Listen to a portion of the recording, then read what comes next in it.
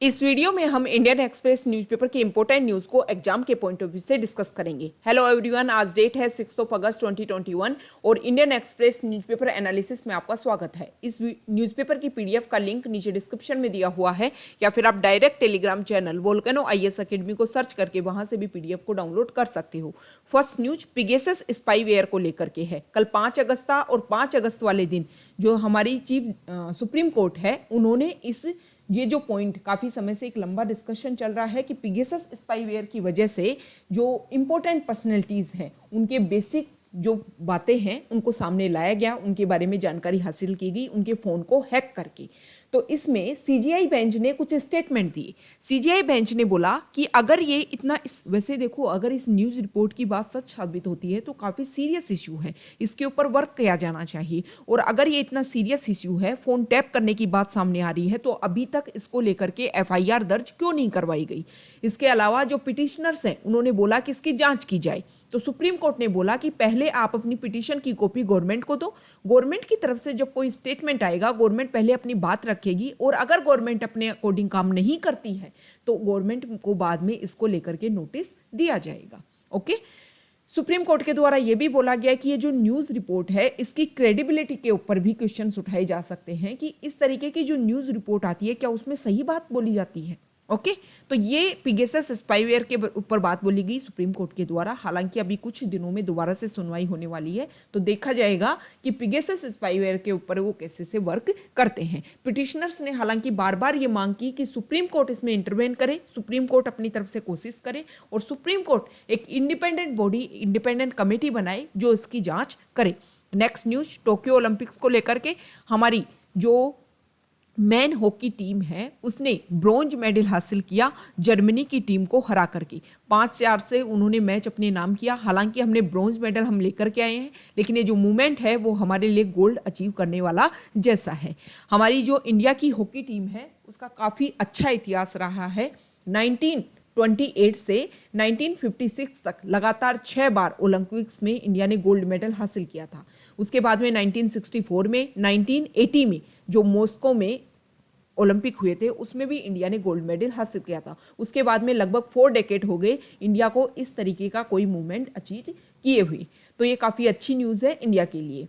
Second news, Tokyo Olympic से रवि दहिया ने wrestling में सिल्वर मेडल हासिल किया है। उन्होंने बोला है कि हालांकि मेरा टारगेट जो था वो गोल्ड मेडल हासिल करने का था लेकिन उन्होंने सिल्वर मेडल उनको मिला। सेमीफाइनल में वो उन्होंने अपना मैच विन बाय फॉल के थ्रू जीता था। अभी विन बाय फॉल क्या होता है, रेसलिंग में एक तरीके का रूल होता है जिसमें एक रेसलर जो है वो अपने अपोनेंट को अगर उनके दोनों शोल्डर्स को ज़मीन पर लगा दे तो इसकी वजह से उनको नॉकआउट जैसा इसको मान सकते हो आप कि बिना किसी, मान लो पहले नतीजे आपके खिलाफ हैं लेकिन उन नतीजों को भी काट करके अगर आपने विन बाय फॉल के थ्रू आप मैच जीतते हो तो आपको डायरेक्ट उस मैच में डिक्लेयर कर दिया जाता है कि आपने वो मैच जीत लिया है। तो इन्होंने अपना सेमीफाइनल इसी तरीके से नॉकआउट जो मैटर है, जो ये रूल है विन बाय फॉल का, उसी के तहत इन्होंने मैच जीता था।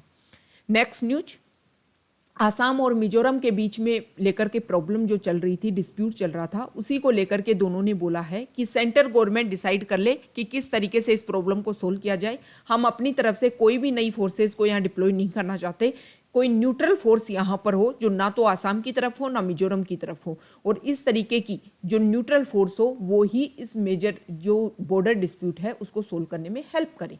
Next news, retrospective tax policy को लेकर के है। जो हमारी सेंट्रल गवर्नमेंट है उन्होंने कोशिश की है कि इस कंट्रोवर्शियल रेट्रोस्पेक्टिव टैक्स पॉलिसी को बरी किया जाए, इसको खत्म किया जाए। 2012 से ये रेट्रोस्पेक्टिव टैक्स पॉलिसी चली आ रही है और इसने इस टैक्स पॉलिसी की वजह से जो हमारे ग्लोबल इन्वेस्टर्स हैं उनमें एक गलत सिग्नल गया है। इस सिग्नल के तहत उन लोगों को ये लगता है कि इंडिया में जब हम इन्वेस्ट करेंगे तो इन्वेस्ट करने के कुछ समय के बाद में इंडिया कुछ ऐसे लो लेकर के आएगा और बैक डेट में जा कर के हमें टैक्स देने पड़ेगी। तो इसी को लेकर के ये नई पॉलिसी, ये नया इंट्रोड्यूस किया गया है अमेंडमेंट बिल।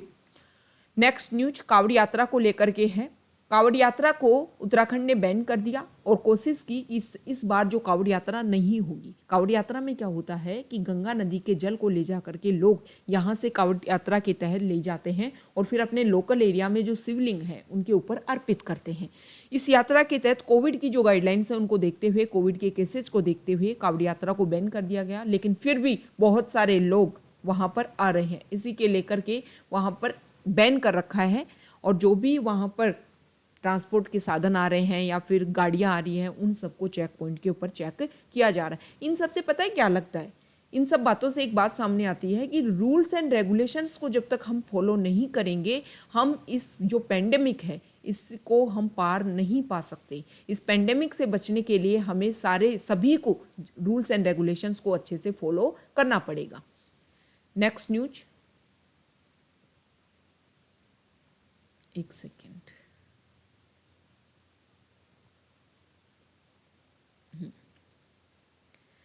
यहां देखो दिल्ली हाईकोर्ट को दिल्ली गवर्नमेंट ने बोला है कि कोविड की सेकेंड वेव के दौरान वो जो भी लोग जिन्होंने इंडिपेंडेंट तरीके से फ्री मेडिकल ऑक्सीजन लोगों में डिस्ट्रीब्यूट की थी और उसकी वजह से बहुत सारे लोगों की जान बची, जिसमें कुछ ऑर्गेनाइजेशंस भी थे, कुछ इंडिविजुअल लेवल पर भी थे, कुछ रिलीजियस इंस्टीट्यूशंस थे, जैसे कि जो गुरुद्वारे हैं उन्होंने लोगों की काफ़ी हेल्प की। तो उनके खिलाफ हम कोई भी वर्क नहीं करेंगे, ऐसा नहीं है कोई एक्शन लेंगे, क्योंकि उनकी वजह से देखो ना तो जो ऑक्सीजन है उसकी डिमांड में, सप्लाई में उनकी वजह से कोई बाधा आई तो उनके ऊपर कोई भी एक्शन नहीं लिया जाएगा।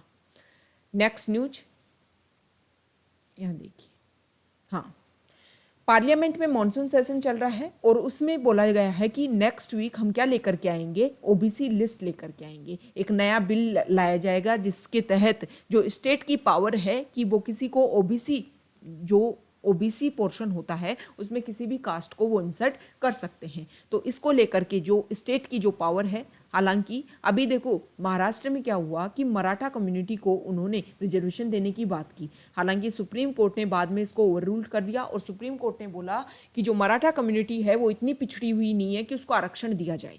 इसी को लेकर के जो स्टेट्स हैं उन्होंने मांग करने लगे कि स्टेट्स के पास पावर है कि ओबीसी लिस्ट में डालना है नहीं डालना। अब स्टेट की जो पावर है उसको छीन रहा है सेंटर 102 कॉन्स्टिट्यूशनल अमेंडमेंट एक्ट के तहत। तो इसके तहत अब सेंटर ने बोला है कि स्टेट की जो पावर है वो उसको रिस्टोर की जाएगी, सेंटर के द्वारा इस पावर को नहीं छीना जाएगा। नेक्स्ट न्यूज, हाँ देखो, UNSC United nation security council की जो रोटेटिंग प्रेसिडेंसी है वो 1 महीने के लिए इंडिया को मिली हुई है। तो आज 6 अगस्त है और 6 अगस्त को इमरजेंसी लेवल पर अगर हम चाहें, मान लो हम इंडिया इस समय प्रेसिडेंट है यूएनएससी का, तो इंडिया अगर चाहे तो इमरजेंसी लेवल पर किसी भी पॉइंट के ऊपर डिस्कशन कर सकता है। तो आज डिस्कशन होगा कि अफगानिस्तान में जो सिचुएशन है उनको किस तरीके से कर्व किया जाए। ओके, और यहाँ पर कर्व करने के लिए इंडिया चाहता है कि ईरान जो है वो इंडिया के साथ आए और जो भी इश्यूज हैं उनको हेल्प करने में कोशिश करे। इसीलिए जो हमारे एक्सटर्नल अफेयर्स मिनिस्टर हैं वो ईरान के राष्ट्रपति की कल स्वेयरिंग ओथ थी और उसमें उन्होंने प्रेजेंस अपनी दिखाई थी। इसके अलावा जो अफगानिस्तान के प्रेसिडेंट है वो भी इस ओथ सेरेमनी में आए थे। नेक्स्ट न्यूज, यहाँ देखिए, एक सेकेंड, एडिटोरियल पेज पे एक न्यूज़ आए हैं, एक डाटा आई है, एक रिपोर्ट आई है, उसको लेकर के इसमें बताया गया है कि हमारे इंडिया में जो फूड इनसिक्योरिटी है उसकी क्या हालत है। इस आर्टिकल की शुरुआत इस तरीके से होती है कि हालांकि हमारे इंडिया में जो अंडर नरिशमेंट है, अंडर नरिश जो पीपल हैं उनकी हालत पूरे वर्ल्ड में अगर कंपैरिजन किया जाए तो सबसे लार्जेस्ट नंबर पर हमारे इंडिया में अंडर नरिश पीपल हैं। लेकिन कोविड-19 पेंडेमिक की वजह से ये जो हालत है वो और ज़्यादा खराब हो गई है। अभी प्रेजेंट टाइम में state of food security and nutrition in the world एक रिपोर्ट सामने आई है और ये रिपोर्ट 5 यूएन ऑर्गेनाइजेशन के द्वारा जारी की गई है। इसमें ये बोला गया है कि पेंडेमिक की वजह से और जो हमारी गवर्नमेंट है, इंडिया की जो गवर्नमेंट है वो लोगों को न्यूट्रिशन प्रोवाइड करने में फेल हो गई। इसकी वजह से जो कंडीशन है वो और ज़्यादा बढ़ गई। मतलब इंडिया में हंगर, फूड इनसिक्योरिटी कंट्री में और ज़्यादा इंक्रीज हो गई। मतलब कोविड पेंडेमिक की वजह से जो परेशानी, पहले भी परेशानी थी लेकिन वो परेशानी और ज़्यादा इंक्रीज हो गई। इसमें ये जो रिपोर्ट है इसमें ये बोला गया है कि इंडिया में अगर हम बात करें moderate to severe food insecurity 6.8% थी 2018 से 2020 के बीच में, और प्रेजेंट टाइम में ये जो संख्या है वो 9.7 करोड़, जब से कोविड का आउटब्रेक हुआ है तब से ये संख्या और ज़्यादा बढ़ गई है। इस चीज़ को आप एक आयरनी मान सकते हो कि इंडिया में अगर पूरे वर्ल्ड में कंपैरिजन करें तो सबसे ज़्यादा फूड ग्रेन इंडिया के पास स्टोर है, लगभग 100 मिलियन टन इंडिया के पास स्टोर है फूड ग्रेन, तब जाकर के इंडिया में भुखमरी है सबसे ज़्यादा है पूरे वर्ल्ड में।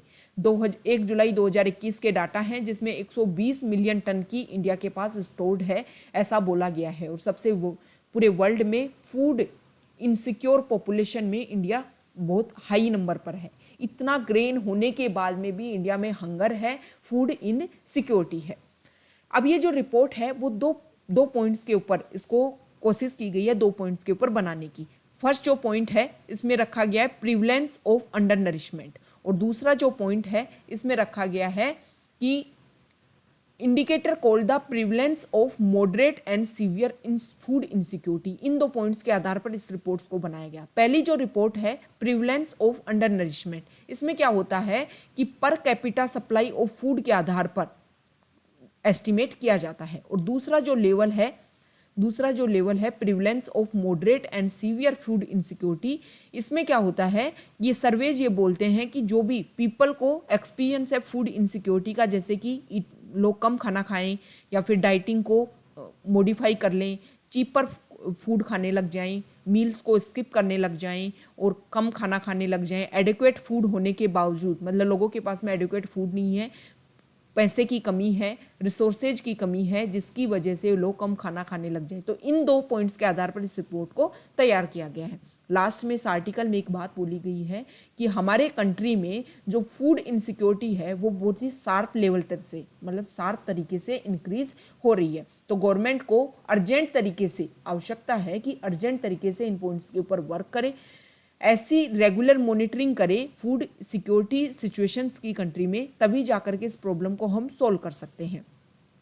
कोविड के दौरान वैसे तो हमारी गवर्नमेंट ने फ्री ग्रेन्स लोगों को बांटने की कोशिश की, लेकिन गवर्नमेंट को एक वर्क और करना होगा कि इस समय जो लोगों के पास मान लो राशन कार्ड है या नहीं है, सभी को जो पीडीएस सिस्टम की जो पीडीएस शॉप्स हैं, जहाँ पर फ्री राशन शॉप्स हैं, वहाँ पर लोगों को फ्री ग्रेन्स लेने की छूट दी जाए गवर्नमेंट के द्वारा, तभी जाकर के इस समय कोविड की वजह से वैसे ही लोगों की इकोनॉमी कंडीशन खराब है, लोगों में रिसोर्सेज की कमी आ गई है, तभी जाकर के इस प्रॉब्लम को हम अच्छे से सॉल्व कर पाएंगे। तो ये काफ़ी इंपॉर्टेंट आर्टिकल है, इसमें जो भी फैक्ट्स दे रखे हैं वो हमारे लिए इंपॉर्टेंट हो जाते हैं, इनको यूज़ कर सकते हैं हम मेंस आंसर राइटिंग में। ओके, और इसके अलावा यूज किया जा सकता है इसका, आप ऐसे में भी यूज कर सकते हो इन पॉइंट्स का कि इंडिया में कितने ग्रेन्स होने के बाद में भी इंडिया में फूड इनसिक्योरिटी पाई जाती है।